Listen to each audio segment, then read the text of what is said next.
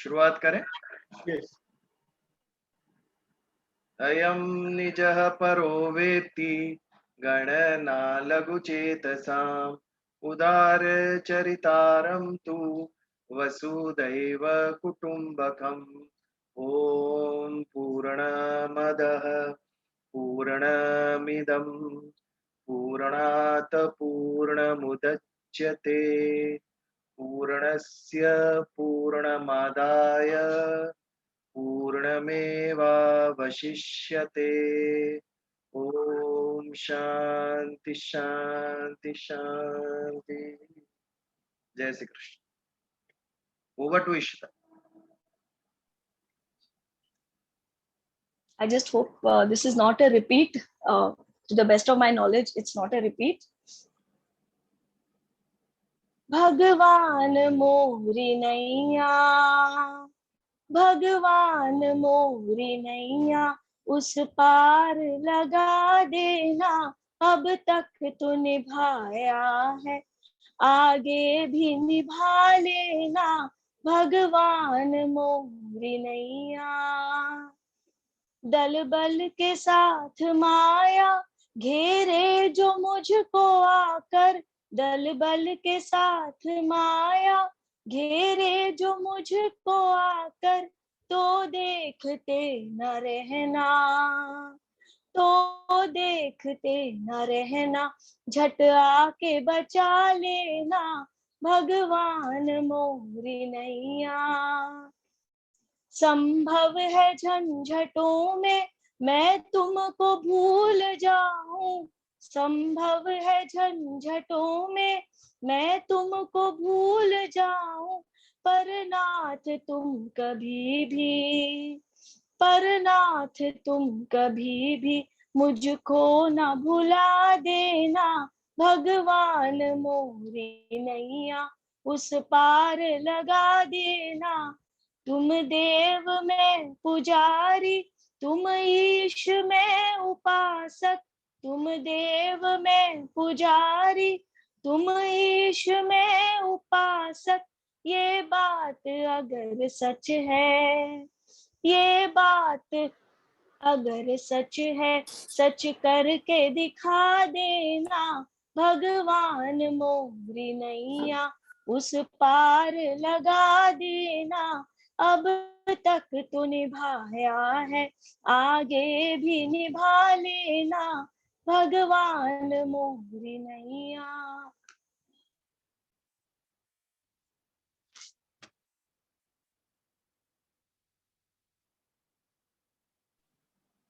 बहुत सुंदर, very nice भजन, या इट अ मीनिंगफुल भजन, समझने जैसा भजन था। Back to Bhagavad Gita. कुछ आज नए लोग यंग स्टूडेंट्स हैव जॉइंड, तो उनके लिए थोड़ा हम रिफ्रेश कर देते हैं। श्रीमद् भगवत गीता पहले अध्याय में हमने देखा अर्जुन को कैसे विषाद होता है, डिप्रेशन होता है। दो सैन्य आमने सामने आ गए हैं, तब तक रियलाइज नहीं हुआ ये कितनी भयानक बात है। फैमिली के साथ युद्ध करना, वो कजिन युद्ध कर रहे हैं, और जब सामने देखा उसने कि अपने ग्रैंडफादर खड़े, अपने गुरु खड़े, अपने कजिन ब्रदर्स खड़े, तब उसके माइंड में क्वेश्चंस आने लगे, मैं कैसे मारूं इनको, ये सब मेरे ही तो परिवार के सभ्य है। और ये बात जैसे ही उसके मन में प्रवेश कर गई, तो इस विचार ने उसको डिप्रेशन में डाल दिया, विषाद युक्त हो गया। यहां तक कि सामने सामने सैन्य खड़ा है, शंख बज चुके हैं, और वो ऐलान करता है मुझसे लड़ा नहीं जाएगा। धनुष्य बाण रख दिया और बैठ गया रथ में, सिर पे हाथ रखकर। लकीली उस वक्त अर्जुन के साथ भगवान कृष्ण थे, जिन्होंने उसका ये सब, उनके अर्जुन के माइंड में जो भी शंकाएं थी, जो भी मोह था, वो सब इंटेलेक्चुअली निकाला, रीजन बेस्ड आर्ग्यूमेंट की। ऑर्डर नहीं किया अर्जुन को, मैं कहता हूं इसके लिए तुझे लड़ना पड़ेगा। नो, तू मेरी बात सुन, मेरी बात समझ, और फिर if you are convinced, if it applies to your intellect, अगर तेरी बुद्धि को योग्य लगता है तो फिर कर। This is the beauty of Bhagavad Gita. एक ऐसा विलक्षण धर्म ग्रंथ है कि जिसने अपने विचार थोपे नहीं है। अगर तुझे बुद्धि में ये योग्य लगता है, if it appeals to your intellect, तो ही कर। It is an intellectual scripture. परम ज्ञान दिया है इसमें, मनुष्य के जीवन का पूरा एनालिसिस किया है, हु वी आर। 2 कारण थे अर्जुन लड़ नहीं सका उसके लिए। पहला, मोह। व्हाट इज मोह? अटैचमेंट, आसक्ति।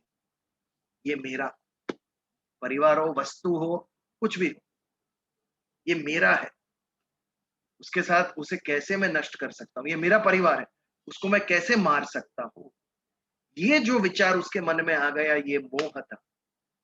और दूसरा विचार उसके मन में क्या आया कि यदि मैं उनको मारूं, मेरे गुरु जो थे वो ब्राह्मण थे, यदि मैं ब्रह्म हत्या करता हूं तो उससे क्या होगा? 2 चीज होगी। एक, मुझे अपकीर्ति मिलेगी,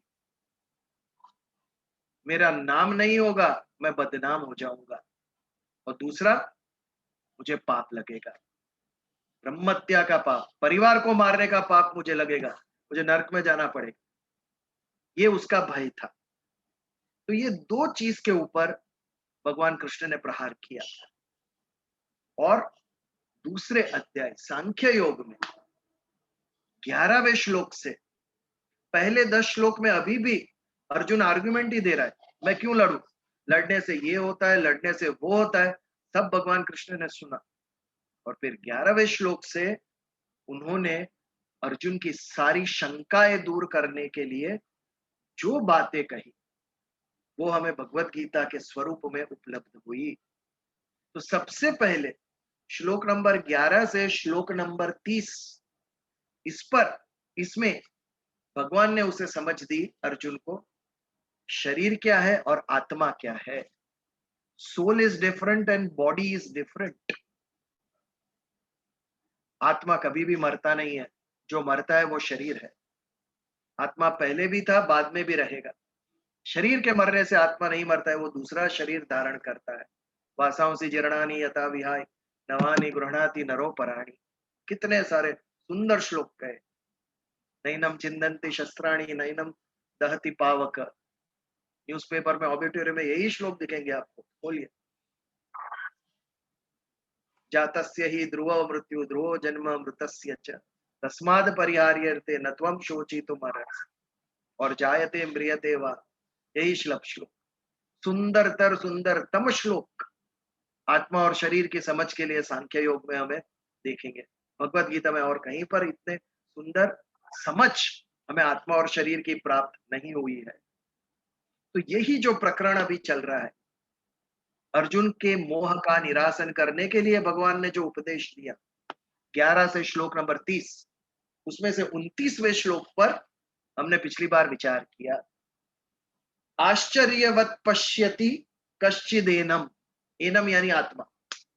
आत्मा को आश्चर्य से लोग देखते हैं। क्यों देखते हैं आश्चर्य से? क्योंकि वो इंद्रियों का विषय नहीं है, संसार इंद्रियों का विषय है। आंखों के द्वारा हम संसार देख सकते हैं, कान के द्वारा संसार में जो ध्वनि, जो सुर उत्पन्न होते हैं उसे हम सुन सकते हैं, वस्तुएं छू सकते हैं, सुगंध हम ले सकते हैं। ये सब सांसारिक बातें। सृष्टि प्रकृति के द्वारा जो उत्पन्न हुआ है वही विषय है हमारी 5 ज्ञानेंद्रियों का, क्योंकि स्वयं ज्ञानेंद्रिय भी प्रकृति की भेंट है। तो प्रकृति के द्वारा जो उत्पन्न हुआ है वो केवल प्रकृति के विषय को ही समझ सकता है। लेकिन यह आत्मा प्रकृति पे निर्भर नहीं है, प्रकृति आत्मा के ऊपर निर्भर है। तो आत्मा को किस आंख से देखोगे आप? आश्चर्यवत पश्यति कश्चिदेन। पश्यति यानी देखना, जो नॉर्मल देखना है, जो हमारे चर्म चक्षु से जो हम देखते हैं वो केवल सांसारिक बातें हम देखते हैं। लेकिन यहाँ पर क्या पश्यति की बात है? आत्मा की पश्यति की बात है। वो हमारे चर्म चक्षु से नहीं, उसके लिए दिव्य चक्षु लगेगी। जैसे एक दिए के द्वारा अंधेरे में हम सारे कमरा देख सकते हैं, लेकिन दिए को स्वयं कैसे देखते हैं? दिए को दिए के द्वारा ही देखते हैं, दूसरा दिया नहीं जलाते उसके लिए। वैसे ही आत्मा इंद्रियों का विषय नहीं है, इंद्रियों के द्वारा हम आत्मा तक नहीं पहुंच सकते, वो इंद्रियातीत है, इंद्रिया से आगे है। तो आत्मा की अनुभूति हो कैसे? आत्मा की अनुभूति आत्मा के द्वारा ही होगी। आत्मन्येवात्मना तुष्ट, ये बात हमने पिछली बार देखी। आश्चर्यवत पश्यति कश्चिदेनम, कोई कोई लोग उसे आश्चर्य से देखते हैं। आश्चर्य किस बात का है? आज तक आत्मा जैसी विलक्षण कोई भी चीज का दर्शन नहीं हुआ था। आज जब एक सिद्ध पुरुष को आत्मा का साक्षात्कार होता है तो सब एक महा भयंकर आश्चर्य होगा उसे। अलौकिक चीज है, ये अमृत है, विश्व में इसके जैसा और कुछ भी नहीं। तो ये जो पश्यति है वो विशिष्ट पश्यति है, आध्यात्मिक पश्यति है, और इसके द्वारा, ये अनुभूति के द्वारा ही हम आत्मा तक पहुंच सकते हैं। वरना कितना सुन रहे हैं, कितना पढ़ रहे हैं, वो केवल हमारी बुद्धि में ज्ञान का संग्रह हो रहा है। आत्मा की अनुभूति उससे नहीं होगी, सुनने से या पढ़ने से नहीं होगी। अपने आप में अंदर एक डुबकी लगानी पड़ेगी। You will have to dive within yourself, तभी जाके आप आत्मा की अनुभूति कर सकोगे। आध्यात्मिक विषय है, सरल नहीं है। आगे बढ़ते हैं। आश्चर्यवत पश्यति कश्चिदेनम, आश्चर्यवत वदति तथैव च अन्य, अन्य कोई, वदति यानी बोलना, जो कहा गया है, बोला गया है, वो वेद। वेद की जब उत्पत्ति हुई तब मनुष्य लिखना भी सीखा नहीं था, इसके लिए वेद को बोलकर एक जनरेशन से दूसरे जनरेशन तक पास ऑन किया गया है। ये ज्ञान जो है वैदिक ज्ञान, इसके लिए वद, वद यानी बोलना, उसके ऊपर से वेद शब्द आया। तो यहाँ जो आत्मा के विषय में बोलते हैं वो भी आश्चर्य से बोलते हैं। अभी आत्मा के विषय में कौन बोल सकेगा? हम इतना कुछ आत्मा के विषय में बोल सकते हैं, क्यों? क्योंकि आत्मा को जो जानते थे वो भगवान कृष्ण हमें बता के गए। हम वो बात, भगवान ने कही हुई बात सुनते हैं या तो पढ़ते हैं, इसके लिए हम आत्मा के ऊपर बोल सकते हैं। लेकिन कहीं कोई सिद्ध पुरुष है जिन्होंने अनुभूति की आत्मा की, जिन्होंने साक्षात्कार किया आत्मा का, और ये विलक्षण चीज अमृत का रस जब उन्होंने चखा, तो उसके बाद उसके ऊपर जब उन्होंने बात कही, किसी ने पूछा होगा आत्मा कैसा है, आपने अनुभूति की, तो उन्होंने जो बात कही, वद जो वो बोले होंगे, उसमें भी आश्चर्य था। संसार में, विश्व में ऐसी चीज कोई दूसरी नहीं है। आत्मा कैसा है? न इति, न इति, न इति, न इति। What is that? इति यानी ये, ना ऐसा है, ना ऐसा है, ना ऐसा है, ना ऐसा है। विश्व की कोई भी वस्तु से हम उसकी उपमा नहीं दे सकते, उसकी तुलना नहीं कर सकते कि आत्मा ये चीज के जैसी है। न इति, न इति से शब्द आया नेति, दोनों शब्दों को जोड़ा तो आत्मा के लिए तो बहुत सुंदर एक गुजराती भजन था, शंभु चरणे पड़ी मांगू घड़ीए घड़ी कष्ट कापो, उसमें था नेति नेति ज्या वेद कहे छे। वेद में नेति नेति ऋषि मुनियों ने कहा, न इति न इति। आत्मा को शब्दों के द्वारा डिफाइन करना, उसकी व्याख्या करना संभव ही नहीं है। वाणी में शक्ति ही नहीं है। वाणी जो प्रकृति की देन है, वो वाणी को प्रकाशित करता है चैतन्य, आत्मा करता है। एक बालक को पूछो तो अपने पिता का वर्णन, पिता के ये कैसे स्तुति करेगा? पिता को कहो तो वो बालक का वर्णन करेगा, लेकिन बालक में ये क्षमता नहीं है कि अपने पिता के बारे में बात करे। ऐसी ही बात आत्मा के ऊपर शरीर निर्भर है, और ये जो जिह्वा है, हमारी जबान है, उसके द्वारा हमारे पास शब्द ही नहीं है उस आत्मा का वर्णन करना। तो केवल अनुभूति, एक्सपीरियंस का प्रश्न है ये। आत्मा is a matter of experience. ना आप आंखों द्वारा देख सकते हो, ना कान द्वारा सुन सकते हो, ना ही आपके सूक्ष्म देह मन के द्वारा इमेजिन कर सकते हो, बुद्धि के द्वारा रीजन कर सकते हो। और मूर्ख की तरह हम डाउट करते हैं, प्रूफ करो भगवान है, अरे तेरी बुद्धि is limited, your intellect is not seamless, infinite नहीं है तेरी बुद्धि सीमित है। सीमित बुद्धि के द्वारा असीम परम तत्व का आप कभी भी उसको समझ नहीं सकोगे। आप, हमारी बुद्धि सीमित है, बुद्धि कम पड़ती है ईश्वर की अनुभूति करने के लिए। बट ये बुद्धि के द्वारा हम अपने आप को 30 मार का समझते हैं। मेरे जैसा कोई नहीं, पीएचडी पीएचडी प्राप्त, लोग भगवत गीता पे पीएचडी करते हैं। क्यों कही थी अर्जुन को भगवान कृष्ण ने भगवत गीता? आगे चल के लोग उस पर पीएचडी करे उसके लिए कही थी। It's not matter of PhD, मेरी आत्म उन्नति के लिए भगवत गीता है। उसको प्रेम से पढ़िए, श्रद्धा से पढ़िए, और उसमें जो कहा गया है वो आत्मसात कीजिए। हमारी पंडिताई दिखाने की ये चीज नहीं है। भगवान ने पीएचडी करने के लिए कहा नहीं है भगवत गीता के मन और बुद्धि ईश्वर को समर्पित करने को कहा है। उसके द्वारा दिखावा नहीं करना है हमें संसार में कि हम ज्ञानी है। बुद्धि का ज्ञान का संग्रह करने के लिए भगवत गीता नहीं है, इसे समझने के लिए है, सीखने के लिए है, जीवन में उतारने के लिए है। जब सभी ये बात समझेंगे तभी सारे विश्व में वसुधैव कुटुंबकम की कल्पना सिद्ध होगी। बिना समझ के, बिना ज्ञान के, जब तक राग द्वेष है, जब तक वी डिस्क्रिमिनेट, कोई ब्राउन, कोई ब्लैक, कोई व्हाइट, कोई येलो, जब तक समदृष्टि नहीं है, जब तक समता नहीं है, कोई गरीब, कोई पैसे वाला, ये सब डिस्क्रिमिनेशन जब तक है हमारी आंखों के सामने, तब तक वसुधैव कुटुंबकम सिद्ध होना शक्य नहीं है। उदार चरितारम तू, अपने चरित्र को उदार बनाओ, संकुचित नहीं, सीमित नहीं, व्यापक बनाओ। ये सभी मेरे हैं, केवल भारत मेरा नहीं है, सारा विश्व मेरा है। ये भाव से हम जब देखेंगे तब ये कल्पना सिद्ध होगी, तब ये विचार जो हमारे ऋषि मुनि हमें देकर गए हैं, तब ये विचार सिद्ध होगा। तो आश्चर्यवत वदति तथैव च अन्य, अन्य कोई उसे आश्चर्य से उसके बारे में बात करता है। कौन करेगा इसके बारे में बात? जिसको अनुभूति हुई है वो ही करे, और जिसको अनुभूति हुई है वो सब भी नहीं कर सकेंगे। किसी को समझाना सरल नहीं है, बहुत कठिन है, हमें पता है, लेकिन वही बात किसी और को समझाना, इट इज एन आर्ट। सब नहीं समझा सकते ठीक तरीके से, कुछ लोगों को भगवान के आशीर्वाद प्राप्त हुए होते हैं। It's a skill, it's an art. तो आश्चर्यवत वदति तथैव च अन्य, उससे आगे आश्चर्यवच्चे मन्य शृणोति, कोई आश्चर्य से सुनता है उसके बारे में, डेफिनेटली आश्चर्य से सुनता है।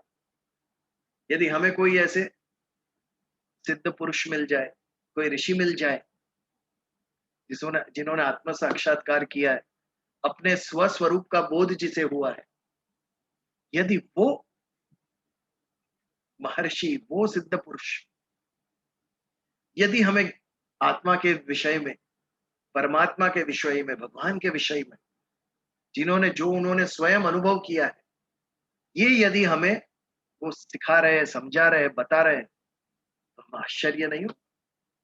आज तक, आज रोज न्यूज में हम देखते हैं, वही न्यूज की सभी एक एक, इधर ये हुआ, उधर वो हुआ, वो सुन के भी हमें आश्चर्य होता है कि आज कंट्री में ये हुआ, ये सिटी में ये हुआ, ये देश में ये हुआ, जो बरसों से हो रहा है, फिर भी वो सुनते हैं तो आश्चर्य होता है। तो जिसके बारे में कभी नहीं सुना, ऐसे विलक्षण परम तत्व के विषय में यदि कोई हमें कह रहा हो, तो डेफिनेटली वो सुनना बेहद आश्चर्य जनरेट करेगा, उसके लिए हम आश्चर्य से सुनेंगे। आश्चर्य वच्चै न मन्य शृणोति श्रुत्वा पेनम वेद न चैव कश्चित, ये सुनने के बाद भी आप इस तत्व को नहीं समझ सकोगे। क्यों नहीं समझ सकेंगे? आश्चर्य से कोई देखता है, कोई बोलता है, कोई सुनता है, फिर भी हम नहीं समझ सकेंगे। क्यों? क्योंकि ये सुनना, बोलना, देखना, ये सब सूक्ष्म देह के द्वारा, इंद्रियों के द्वारा हो रहा है। प्राकृतिक शरीर के द्वारा हो रहा है, बट आत्मा उससे ऊपर है। सुनने से, पढ़ने से ये नहीं समझ में आएगा, आत्म साक्षात्कार नहीं होगा।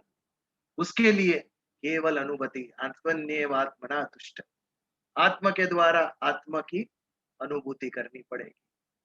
आत्मा के द्वारा आत्मा में जब हम स्थित होंगे तब स्थित प्रज्ञा अवस्था प्राप्त होगी। आगे के श्लोकों में आएगा अंतिम प्रकरण सांख्य योग का। ये चल रहा है अभी आत्मा और शरीर का प्रकरण। इसके बाद प्रकरण शुरू होगा वो धर्म का प्रकरण, ड्यूटी का प्रकरण। वैसे अंत में स्थित प्रज्ञा अवस्था का प्रकरण आएगा, जिसमें स्थित प्रज्ञा कौन है? जो आत्मा के द्वारा आत्मा से आनंद प्राप्त करता है, ना कोई बाह्य सांसारिक वस्तु से सुख नहीं प्राप्त करता है, लेकिन अपने अंतरात्मा से ही जो सुख प्राप्त करता है, बाह्य विश्व पे निर्भर नहीं है, वो स्थित प्रज्ञा। उसकी प्रज्ञा स्थित है, उसकी बुद्धि स्थिर है, स्थिर बुद्धि उसको ही हम कहेंगे। तो ये सुनने के बाद, देखने के बाद, बोलने के बाद फिर भी हमें आत्मा क्या है ये पता नहीं चलता है। केवल अनुभूति के द्वारा ही हम इसका दर्शन कर सकते हैं, इसके ऊपर हम विचार कर सकते हैं। उसके अलावा ये संभव ही नहीं है। ये भगवान अर्जुन को कहते हैं, इतनी विलक्षण चीज है आप, और तुम इस शरीर के ऊपर मोहित हो गए। आत्मा को समझने का प्रयास करो। यदि आत्मा को समझोगे तो शरीर के प्रति जो आसक्ति है अपने आप वो कम हो जाएगी। तो यहाँ पर ये 29th श्लोक का हम समापन करते हैं। इसके ऊपर यदि क्वेश्चन या कुछ डिस्कशन है तो we can take it for 2 minutes. Anybody has any question on this shloka? बहुत सुंदर श्लोक था ये।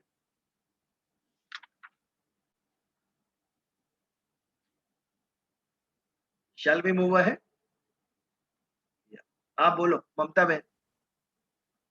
आत्मा दूसरे आत्मा को कैसे जाने? जरा louder. Does one Atma know another Atma? I mean, here he's trying to disconnect the body from the Atma, and he's saying it is there. But even hurting the body is not hurting the Atma? No. Atma akarta abhokta. It doesn't feel. Not at all. But here हम दूसरी आत्मा को अनुभव नहीं कर रहे हैं, हम अपनी ही आत्मा का अनुभूति आत्मा के द्वारा कर रहे हैं। जैसे हमने दिए का एग्जाम्पल दिया, अंधेरे घर में जब दिया जलाते हैं, वो दिए से सारा कमरे में क्या क्या रखा है सब देखते हैं, लेकिन दिया किसके द्वारा देखते हैं? दूसरा दिया नहीं जलाते। दिए के द्वारा दिया क्यों देखते हो? दिया स्वयं प्रकाशित है। ये बात है। तो हमें इस शरीर से, सूक्ष्म देह से संबंध विच्छेद करके आत्मा के अंदर फोकस करना पड़ेगा। तो समाधि जब लगती है उसके बाद ये अवस्था आती है। अष्टांग योग में जैसे कहा है, यम, नियम, आसन, प्राणायाम, प्रत्याहार, धारणा, ध्यान, समाधि, ये 8 चरण पास करने के बाद समाधि अवस्था में आत्म साक्षात्कार उसके बाद होता है। आप देखो ऋषि मुनि के हमने चित्र देखा है समाधि में, विश्व का भान ही नहीं रहा उन्हें, उनके इर्द गिर्द क्या हो रहा है कुछ पता नहीं। चींटियों ने आके एंट हिल बना दिया, उनको पता नहीं। ये बात है, अलौकिक विश्व में पहुंच गए। कोई बाह्य तत्व के द्वारा हम आत्मा की अनुभूति नहीं कर सकते, इंद्रियों के द्वारा भी नहीं कर सकते। आत्मा के द्वारा ही उसके आत्मा की अनुभूति होती है। इंट्रोस्पेक्शन, इनवर्ड जर्नी शुरू करनी पड़ती है। आज हम सारा ज्ञान लेने के लिए बाहर दौड़ते हैं, हम अपने अंदर से फिजिक्स केमिस्ट्री नहीं सीखते, बाहर से सीख के आते हैं। विश्व का ज्ञान हमें बाहर से अंदर प्राप्त होता है, ये अंदर जाना पड़ेगा तब आध्यात्मिक ज्ञान हमें आएगा। ये बात है। अब देखिए भगवान गौतम बुद्ध को साक्षात्कार कब हुआ? अकेले जाके बैठे पेड़ के नीचे, बोधि गया, तब जाके बोध हुआ उन्हें। इनवर्ड जर्नी शुरू की उन्होंने। भगवान महावीर को कीले मारता है ग्वाला, फिर भी उन्हें पता नहीं क्या हुआ। उनकी इनवर्ड जर्नी चालू थी समाधि अवस्था। और कुछ? Hello, uncle. या बोलो बोलो। Yeah, like that. इसमें जो आपने एग्जाम्पल दिया कि एक दिए से आप पूरे रूम के अंदर क्या है प्रकाशित करता है दिया, तो आप सब देख सकते हो। तो आप can you just draw the similarity between, तो दिया हमारा आत्मा, दिया हमारी आत्मा है और the room inside is the body, शरीर। यस यस, सी आज ये जैसे हम कहते हैं ये आंख, हमारी आंख देखती है, हमारे कान सुनते हैं, हमारी जबान बोलती है, लेकिन आप एक डेड बॉडी को ऑब्जर्व करो, वही आंख है, वही कान है, वही जबान है, क्यों नहीं बोलती है वो जबान?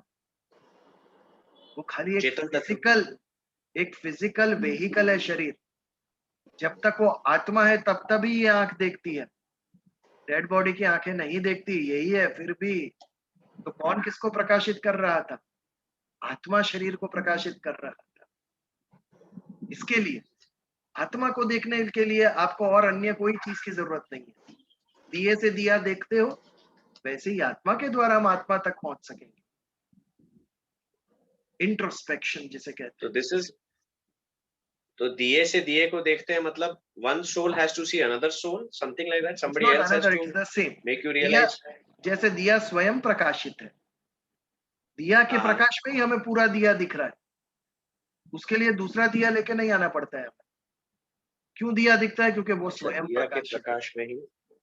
जैसे आत्मा स्वयं प्रकाशित है, उससे सारा शरीर, सूक्ष्म देह, स्थूल देह प्रकाशित है, उनको शक्ति प्रदान होती है, एनर्जी, ऊर्जा प्रदान होती है। उसको देखने के लिए हम शरीर का सहारा नहीं ले सकते। हमारी बुद्धि से, हमारे मन से, हमारी वाणी से उसको वहां तक हम नहीं पहुंच सकते। उसके द्वारा ही वहां तक पहुंच सकते हैं। आत्मा के द्वारा ही आत्मा को हम अनुभूति कर सकते हैं। सुंदर श्लोक है ये, समझने जैसा श्लोक है। आत्मा और शरीर का समापन ये श्लोक से किया भगवान। Sir, even I have one doubt. Who's that? Thanks, Sahil. Vijay. हाँ बोलो साहिल बेटा। सर, जैसे कि हम बोलते हैं कि आत्मा को जानना बहुत महत्व है सनातन धर्म के हिसाब से, पर आत्मा को जाने कैसे? यही बात है ना, जो हम बता रहे हैं कि समाधि अवस्था, अष्टांग योग में भगवान पतंजलि ने 8 अंग दिए, उसमें जो अंतिम चरण है समाधि, समाधि अवस्था के बाद हमें आत्म साक्षात्कार होता है। और वो कैसे होता है? अपनी इनवर्ड जर्नी है। You have to start looking within yourself. आत्मा बाहर नहीं है। आत्मा का ज्ञान लेने के लिए हमें बाहर नहीं भटकना है, वो हमारे अंदर है। तो वो इनवर्ड जर्नी करनी पड़ेगी, तभी जाके अन्वीक्षण कहते हैं, इंट्रोस्पेक्शन, उसके द्वारा अपने आप में। बट आज हमारे पास पेशेंस नहीं है ना, अपने अंदर बैठ के झांकने के लिए, अपने आप के साथ बात करने के लिए भी पेशेंस नहीं है। स्पेशली जब मोबाइल आ गया, जब से मोबाइल आने के बाद कोई अकेला पड़ता ही नहीं है। 24 आवर्स मोबाइल कुछ ना कुछ माइंड को ऑक्यूपाई रखता ही है। उसमें गूगल बाबा और व्हाट्सएप बाबा चालू है, कनेक्शन सबका एक दूसरे से। अपने अंदर देखेंगे कब? अपनी इच्छाओं का हम एनालिसिस कब करेंगे? What I am thinking, what are my desires, मुझे कौन से विचार आ रही है, सही है कि गलत है? इंट्रोस्पेक्शन का सवाल है, एनालिसिस का सवाल है, विश्लेषण होना चाहिए इसका। बट इसके ऊपर विचार ही नहीं। बाह्य विश्व में ही हम इतने रचे पचे हैं, उलझे हुए हैं, ऑक्यूपाइड है कि अपने आप को क्या चाहिए इस पर सोचना ही भूल गए हैं। What I want. सब लोग रेस्टलेस है, सबको कुछ ना कुछ चाहिए, क्या चाहिए उनको पता नहीं है। Why is there so much unrest? Peace क्यों नहीं है, शांति क्यों नहीं है जीवन में? Because we are having conflict with our own self. मेरे खुद के मन के साथ, मेरे खुद के अहंकार के साथ, मेरी इच्छाओं के साथ मेरी कॉन्फ्लिक्ट चालू है। तो शांति कैसे प्राप्त होगी? फर्स्ट अपने आप से हमें पीस करनी पड़ेगी, उसके बाद वैश्विक शांति की बात करनी पड़ेगी। ये बात। इट वाज साहिल ना? वेयर आर यू साहिल? हाँ सर, थैंक यू। और Devanshi was asking something. Yes, sir. हाँ बोल बेटा। Uncle, as you mentioned, like previous answers. So, sir, I had a doubt. Like, actor, actresses, so they are so much attractive. But we just, if they introspect themselves, then they also know how they are, and we also know how the reality is. So then too we are just attracted towards the material world, towards the outer beauty. So Yes. how to accept that your inner, like how to accept other people also, that their inner soul is much good than how they look. Like it is very hard to accept the reality, because if we also accept, then the world doesn't allow us to accept that this person is looking like this person is looking like this. But then too we can't convince other people that they are very beautiful from inside, not just from outside. So how to convince people, how to change that mindset? See, why convince others? We ourselves have to be beautiful from within. That should be our aim.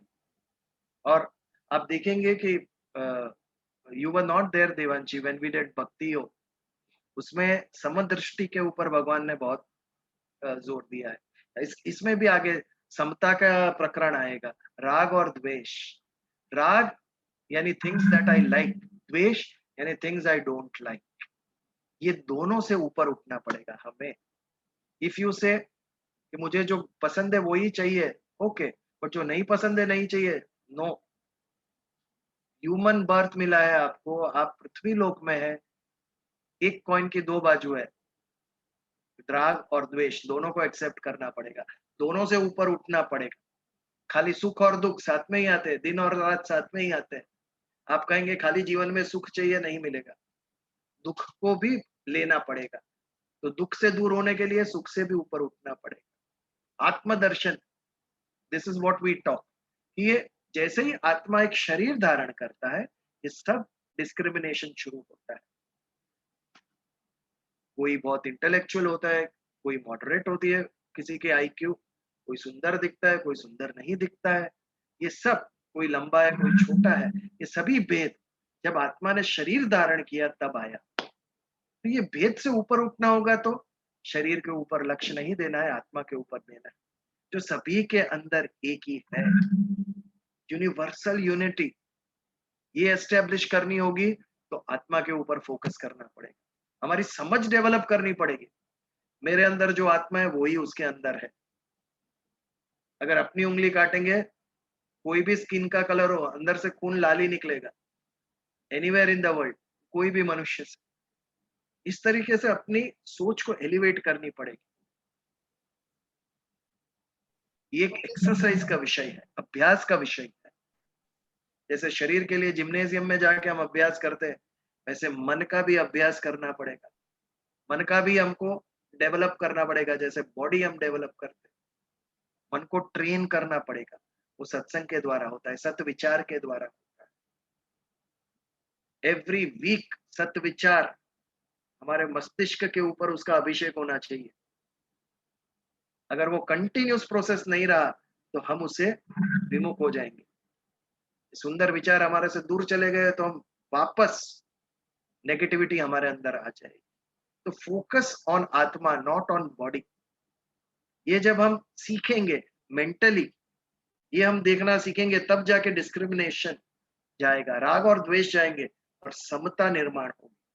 समान दृष्टि से जब हम देखेंगे, संयमेन्द्रिय ग्रामम सर्वत्र समबुद्धय ते प्राप्नुवन्ति मामेव सर्वभूत हिते रता। भक्ति योग, समदृष्टि, समान दृष्टि से outlook we have to change. विश्व को देखने की हमारी दृष्टि अलग होनी चाहिए, मनुष्य के देखने की हमारी दृष्टि अलग होनी चाहिए। उसके पहले हमारे अंदर से पहले डेवलपमेंट होगा, तभी बाह्य विश्व में हम कुछ कर सकें। First we have to balance ourself, बाद में दूसरों को बैलेंस करने की सोचना चाहिए। First we have to be at peace with ourself, बाद में वैश्विक शांति पे ऊपर विचार करना चाहिए। और कुछ, या we move ahead? Bijalami hai. So, if we find a goal or some activity which makes us very peaceful and we really enjoy it from heart, then it is kind of a beginning of inward journey. Can we say that? Definitely. Prasannata, niswartha prasannata. Right. So, if I you're was feeling talking... happy without any reason, that's the development. वो हमारा आध्यात्मिक development है। And not having, not finding the need to have other people to make us happy. but Yes. in the activity itself, which is giving me happiness, it is almost a beginning of the new journey, right? Definitely, I mean, definitely. inward journey. Yes, ये आध्यात्मिकता का स्पर्श होता है तभी बिना कोई reason we are feeling happy. ये कितनी सुंदर अवस्था है, कोई कारण नहीं है फिर भी आई एम हैप्पी, और मुझे दूसरों को भी हैप्पी करने की इच्छा हो रही है। ये आध्यात्मिक प्रगति है। But then you have an activity to make you happy, or a person to make you happy, or you're happy just on your own. On your own, without any activity. It cannot be taken away from you. The reason Yes. of happiness can never be taken away. Yes, because सत्य चित्त आनंद ये आत्मा के 3 स्वभाव है। आत्मा स्वभाव से ही खुश है, लेकिन जब संसार के साथ हम अटैच हो गए तो संसार से उत्पन्न होने वाले सुख और दुख हम भोग रहे हैं। अदरवाइज केवल आत्मा की अनुभूति करे तो वो तो आनंद स्वरूप है, सत्य स्वरूप, चित्त स्वरूप, आनंद स्वरूप, सत्य चित्त आनंद। इसके लिए तो बिना कारण जिसको आत्मा का स्पर्श, डिविनिटी स्पर्श करती है, उसे कोई कारण की जरूरत नहीं है खुश होने के लिए। तभी तो ऋषि मुनि कुछ भी मटेरियलिस्टिक नहीं है फिर भी इतने खुश है, नहीं तो क्यों कंटिन्यू करे मटेरियलिस्टिक जर्नी। स्वामी विवेकानंद जी इतनी यंग अवस्था में बेलूर मठ त्याग करके निकल गए, अपरिव्राजक व्रत ले लिया। What is that? ये जो बाहर निकला हूं मैं, कहां जाऊंगा पता नहीं, आई विल कीप रोमिंग। इतना डिफिकल्ट है ये। आज हमारा कंफर्म टिकट नहीं है तो हम ट्रेन और फ्लाइट की भी जर्नी नहीं करते। आई वांट कंफर्म टिकट तो ही घर के बाहर पैर रखते हैं। ये तो बाहर निकले वापस किधर जाओगे कुछ पता नहीं है, बट उसमें भी कोई आनंद होगा ना, प्रसन्नता होगी ना। कुंभ मेला देखो, इतने साधु कहाँ से आ गए और कहाँ चले जाते हैं वापस, कपड़े भी नहीं पहनते हैं। क्या संसार से वो ले रहे, फिर भी खुश है अपने आप में। क्या आध्यात्मिक मस्ती है। उसके बाद हमारा मटेरियलिस्टिक हैप्पीनेस पे डिपेंडेंस कम हो जाता है। And that should But be the Bija, still activity, there is an activity, so I'm not saying, I mean, yes, sitting on your own and feeling generally relaxed is another thing, but if there is a particular activity which doesn't involve anybody outside from the outside world, but say I'm sitting and doing painting, or say I'm doing definitely reading yes, something, yes, and generally yes. making me happy is also kind True. of See, that is an aid, वो आपको help करती है। It is an aid. It is not bad, it is not wrong, it is good. बुरा नहीं है, but इससे भी ऊपर उठो कि इसकी भी आवश्यकता नहीं। स्वस्मि रमयते इति स्वरम, स्वर यानी सुर, सुर की व्याख्या है जो मुझे अपने आप में आनंद देता है, मनोरंजन मेरा करता है, वो सुर। ये जब सुर लगते हैं तो और किसी चीज की जरूरत नहीं है, आप स्वयं से स्वयं के अंदर आनंद प्राप्त करते हो। स्वस्मि रमयते इति स्वरम, ये बात है उसके अंदर। बट ये गाना, ये भी एक क्रिया है, ये भी आप गले के द्वारा कर रहे हो जो प्रकृति जन्य है, इसका भी डिपेंडेंस ना हो, वो इसके भी ऊपर की अवस्था है। ये just from within you are getting happiness. First step can be गाना, नो? हाँ, first step can be through an activity, yes, and then you move on to जैसे another, yeah. जैसे हम पूजा करते हैं, पाठ करते हैं, उपवास करते हैं, it is the first step ईश्वर से कनेक्ट होने का। इसका खंडन कभी नहीं करने का, इसके द्वारा ही आप ऊपर के लेवल तक पहुंचोगे। सगुण भक्ति क्यों हम लोग ने इतना महात्म्य दिया? बिकॉज सगुण भक्ति में सभी हमारी इंद्रियां लग जाती है, भगवान का दर्शन करते हैं, उनके भजन सुनते हैं, उनका दिया हुआ प्रसाद खाते हैं। ये सभी इंद्रियां जब ईश्वर में लगती है तब वो भक्ति में हमें सहायता मिलती है। इससे ऊपर उठकर आप निर्गुण भक्ति तक पहुंचो, लेकिन दोनों की आवश्यकता है। दिस इज द बिगिनिंग, शुरुआत है, बट देह हमारा वो होना चाहिए। जब मनुष्य देह मिला है तो अल्टीमेट देह हमारा क्या होना चाहिए? निर्गुण निराकार की प्राप्ति। ये और कुछ या आगे बढ़े? आगे बढ़े। I really like when people ask question. It is so interactive. Everybody should ask. चलो आगे बढ़ते हैं। इस प्रकरण का अंतिम श्लोक जो समापन किया है, ये प्रकरण को, आत्मा और देह के प्रकरण को यहाँ पर 30वें श्लोक में भगवान ने समापन किया है। बहुत ही छोटा श्लोक है, एक, इसमें ज्यादा समझना नहीं है, एक कंक्लूजन दिया है भगवान ने। देहि नित्यम अवध्योयम, देहे सर्वस्य भारत तस्मात् सर्वाणि भूतानि न त्वं शोचितुम् अर्हसि। आपने देखा होगा पिछले 4-5 श्लोक में अंत में यही शब्द आया है, न त्वं शोचितुम् अर्हसि।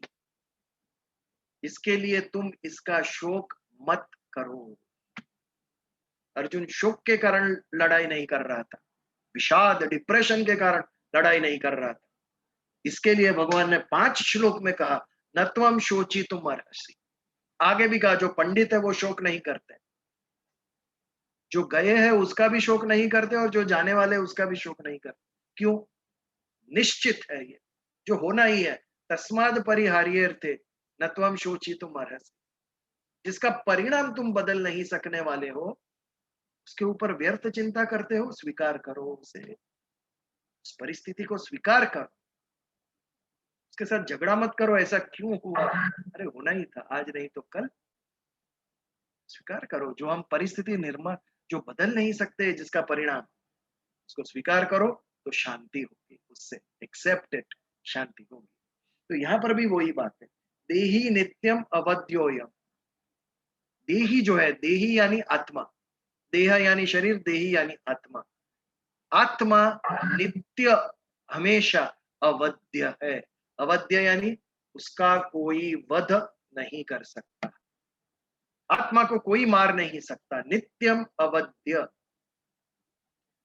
देहे सर्वस्य भारत, सर्वस्य सभी जीव के अंदर आत्मा है, केवल मनुष्य के अंदर नहीं। पशु पक्षी प्राणी जंतु सबके अंदर, जीवित व्यक्ति के अंदर आत्मा है। और ये सभी के अंदर जो आत्मा है वो नित्य अवध्य है। ऐसा नहीं है कि कोई एक काल में उसको आप मार सकते हो, कोई एक काल में उसको नहीं मार सकते, ऐसा नहीं।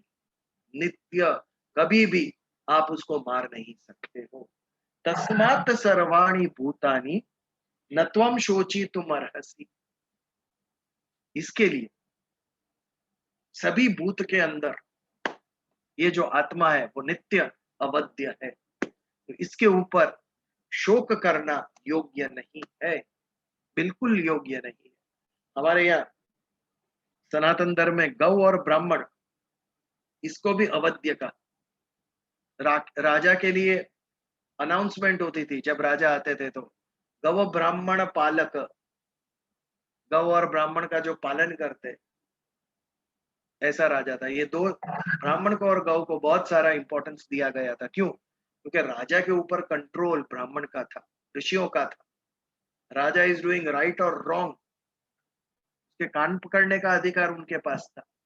इसके लिए राजा को कहा था you can not kill them. कोई सत्य बोल ही नहीं सकेगा अगर राजा उनको मारने लगा तो। It was a control. राज्य सत्ता के ऊपर धर्म सत्ता का अंकुश था, और ये धर्म सत्ता का प्रतीक ब्राह्मण थे। इसके लिए, और गौ यानी गाय और बैल, वो हमारे इकोनॉमी के लिए अत्यंत आवश्यक थे। एग्रीकल्चरल इकोनॉमी थी हमारी। बैल हमें अन्न उत्पन्न करके देते थे, और गाय, गाय से जो दूध आता था उसे घी, मक्खन, पनीर, बहुत सारी चीजें मिलती थी। तो अन्न और दूध ये दोनों मिल गए तो हमारी बेसिक नीड पूर्ण हो गई। इसके लिए गाय को अवध्य कहा और ब्राह्मण को अवध्य कहा। अवध्य यानी जिसका कोई वध नहीं कर सकता है, जिसका नहीं करना चाहिए। तो इस प्रकार आत्मा का भी वध नहीं हो सकता। इसके लिए हे अर्जुन, ये क्यों अर्जुन को कह रहे हैं? तो युद्ध कर, तेरे द्वारा जो मरेंगे वो शरीर मरेंगे। आत्मा अवध्य है तो बिल्कुल चिंता मत कर। पितामह भीष्म की आत्मा नहीं मरने वाली है, ये 150 साल का शरीर मरेगा और ये आत्मा नया शरीर धारण करेगी। गुरु द्रोण मरने वाले नहीं है, उनका केवल शरीर मरेगा, और यदि तू नहीं मारेगा तो और कोई मारेगा। मरना तो निश्चित है, युद्ध के मैदान पे खड़े हम। उनके कर्म के सिद्धांत के मुताबिक उनकी मृत्यु जो तिथि में जो समय पे होगी वो होने ही वाली है। तू केवल निमित्त बनेगा, तू केवल बाण छोड़ेगा। तेरे बाण से मरेंगे या दूसरे के बाण से मरेंगे किसी को पता नहीं, तो वो बाण केवल निमित्त होगा, उसके द्वारा ये होगा। इसके तो यहाँ पर मोह निरासन, अर्जुन का मोह निकालने के लिए भगवान ने जो बातें की 11 से लेके 30वें श्लोक में आत्मा और शरीर के विषय में जो विश्लेषण किया भगवान, परम ज्ञान जो बताया, उस सत्र का यहाँ पर आज हम समापन करते हैं। अगले मंगलवार से दूसरे पाठ का शुरुआत होगी। उसे धर्म समझाएंगे भगवान कि तुझे पाप नहीं लगेगा, अपनी ड्यूटी अपना धर्म जब हम करते हैं तब पाप नहीं लगता हमें। आर्मी के सोल्जर्स हमारे शत्रु राष्ट्र से लड़ाई करते हैं, उनकी गोली से मरते भी होंगे लोग, उसका पाप लगता है क्या उनको? उन्हें जो कमांड मिला है, ऑर्डर मिला है, वो केवल वही कर रहे हैं, अपने मन से नहीं कर रहे। ये बात आएगी आगे के प्रकरण में। तू तेरा धर्म कर, पाप के विषय में भय मत कर। ये आगे 31वें श्लोक से हम अगले मंगलवार को शुरुआत करेंगे। तो प्रार्थना करें, आज ये सत्र हम यहाँ पर ही समापन करते हैं। इसके बाद यदि यहाँ पर सत्संग का समापन हुआ आज का, इसके ऊपर यदि चर्चा करनी है तो एवरी टाइम की तरह प्रार्थना के बाद जिसे चर्चा करनी है दे कैन स्टे बैक। हम लोग चर्चा करनी है तो जारी रखेंगे। और कोरोना की महामारी चल रही है, बहुत ही विषम परिस्थिति है। इसके लिए सारे विश्व के मंगल कामना करेंगे, उनके स्वास्थ्य के बारे में। और एक श्लोक हम आज बोलेंगे, सर्वेत्र सुखेन सन्तु सर्वे सन्तु निरामया सर्वे भद्राणि पश्यन्तु मा कश्चित् दुःखमाप्नुयात्। ॐ असतो मा सद्गमय तमसो मा ज्योतिर्गमय मृत्योर्मा मृतङ्गमय। ॐ शान्ति शान्ति शान्ति। जय श्री कृष्ण।